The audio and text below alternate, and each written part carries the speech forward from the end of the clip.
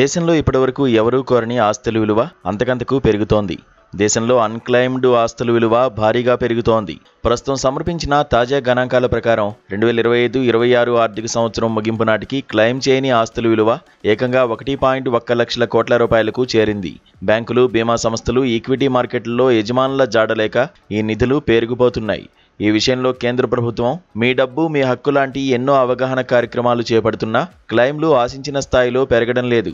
మొత్తం 1.1 లక్షల కోట్ల రూపాయల్లో అత్యధికంగా 83,000 కోట్ల రూపాయలు బ్యాంకు డిపాజిట్ల రూపంలో ఉన్నట్లు ప్రభుత్వ గణాంకాలు వెల్లడించాయి. వీటితో పాటు 10,000 కోట్ల రూపాయలు ఈక్విటీ పెట్టుబడులు, మరో 14,000 కోట్ల రూపాయలు జీవిత బీమా పాలసీల రూపంలో క్లెయిమ్ చేయకుండా ఉన్నాయని పేర్కొన్నాయి.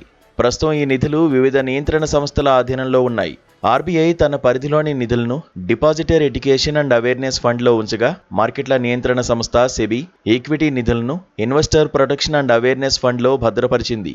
అయితే ఈ సమస్య ప్రధానంగా కేవైసీ ప్రక్రియను డిజిటల్గా కాకుండా పత్రాల రూపంలో నిర్వహించిన పాత ఖాతాలకు సంబంధించింది. పాన్ ఆధార్ అనుసంధానానికి ముందు ఖాతాలను చేతిరాతతో నమోదు చేశారు.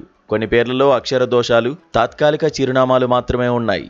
ఇప్పుడు లబ్ధిదారులు ఆ నిధులను ఉపసంహరించుకోవడానికి డిజిటల్ కేవైసీని అనుసంధానించాలని చూసినప్పుడు పాత రికార్డులకు, ప్రస్తుత వివరాలకు మధ్య ఉన్న వ్యత్యాసాలు సవాలుగా మారుతున్నాయి. పాత ఖాతాల్లో నామినీ వివరాలు లేకపోవడం వల్ల యజమాని మరణించాక వారసులు కార్యాలయాల చుట్టూ తిరగాల్సి వస్తోంది.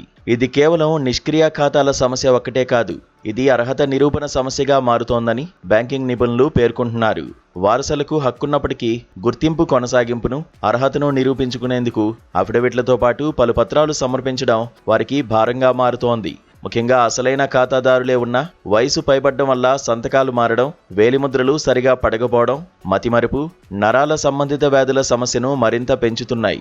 వాస్తవ ఖాతాదారులు మరణిస్తే వారి వారసులకు ఆయా పెట్టుబడుల వివరాలు తెలియకపోవడం, వివరాల్లో పొరపాట్ల వల్ల కేవైసీకి సరిపోకపోవడంతో వాటి గురించి తెలియడం లేదని బ్యాంకింగ్ రంగ నిపుణులు చెబుతున్నారు. ప్రభుత్వ విధానాలను సరళతరం చేస్తూ క్లెయిమ్లను ప్రోత్సహించేందుకు ఉద్గమ్ వంటి ప్రత్యేక డిజిటల్ వేదికలను అందుబాటులోకి తెచ్చింది. గతేడాది ఆర్బీఐ, సెబీ సంయుక్తంగా చేపట్టిన మీ డబ్బు మీ హక్కు పేరిట దేశవ్యాప్తంగా అవగాహన కార్యక్రమాన్ని నిర్వహించాయి. దీని ద్వారా సుమారు 5,777 కోట్ల రూపాయల విలువైన ఆస్తులను లబ్ధిదారులకు అప్పగించగలిగిన క్లెయిమ్ చేయని నిధులను వెలికితీయడం ఇంకా పెద్ద సవాల్గానే మిగిలింది.